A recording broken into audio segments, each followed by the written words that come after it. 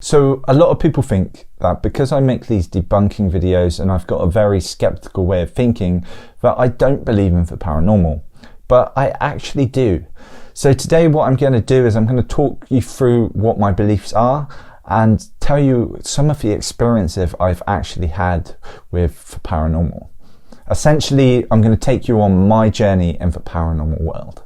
So as a child, I was extremely emotional and I was like a limpet on my mum. I would not leave her side. I can remember one day that I was watching Newsround and I saw that a comet was flying pretty close to Earth, and this scared me to death. I remember running into the kitchen where my mum was, crying my eyes out because I didn't want to think about a time where I couldn't be with her or the rest of my family. And it filled me with this existential dread. It's at this point that I really started to wonder what happens after we die. Some years would pass by and at this point I was now in secondary school and I was still so scared of anything happening to my family or myself. I couldn't sleep at a friend's house. I was far too scared. I'd make up all the excuses under the sun. I even threw myself down the stairs once and pretended I really hurt my back just so I didn't have to stay at my best friend's house, who happened to live just across the street, just in case something might happen.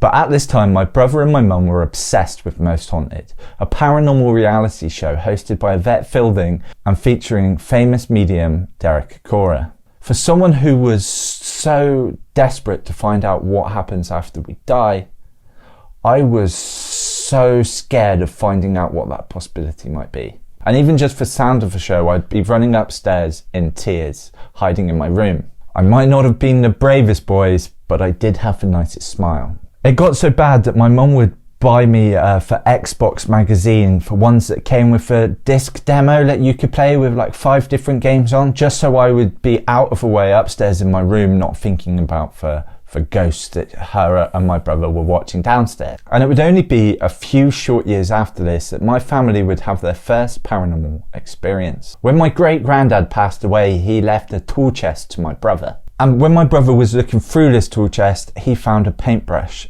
that looked a bit like Frankenstein. It had bolts all going through it, different types of screws and brackets on it, where it had been repaired so many times. And my great-nan explained that it was just after the war, and at this point, everything they could would be fixed before they even thought about throwing it in the bin. This kind of made my brother proud of my granddad, and he wanted to put this paintbrush up on the wall. And when he did this, our dog acted so strange. It would sit at the bottom of the paintbrush, scratch the wall, and for pictures that were on the same wall would be a bit upset, a bit wonky compared to what they usually were. Paranormal activity? I'm not sure. But when my brother put it back in the box with the other tools, all of this strange happening stopped. For the next couple of years, I'm not sure where it happened, and the interest in the paranormal began and my fear disappeared. But my next encounter was when I was in college.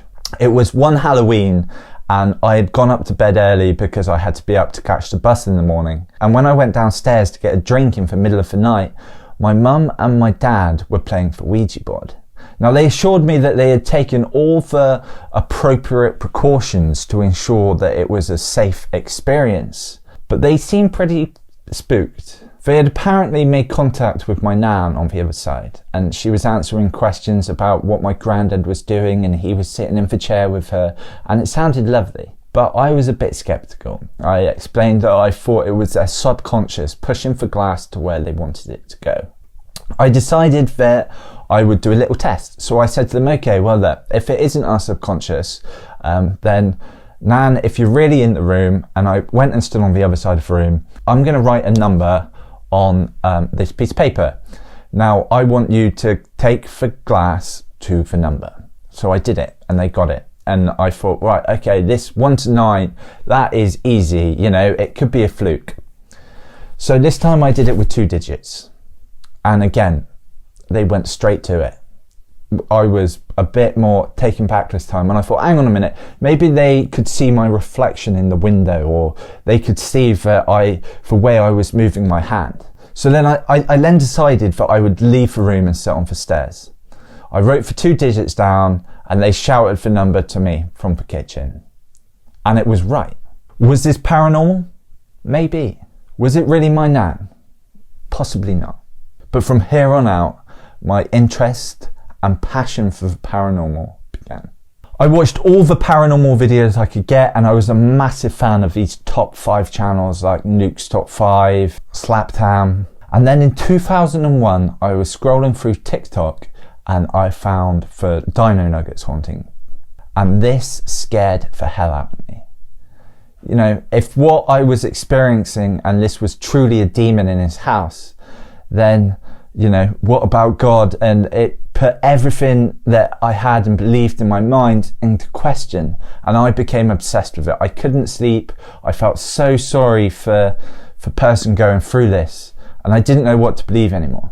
And I started looking at these videos closer and closer. And then I started to see some discrepancies. And the closer I looked at these discrepancies, I realized that how these could be faked. And that is how the Haunted Hut was born. I'm a paranormal believer with a skeptical mind. And I believe that with any evidence that we look at, we need to look at it skeptically and logically. And by doing so, we get left with genuine evidence.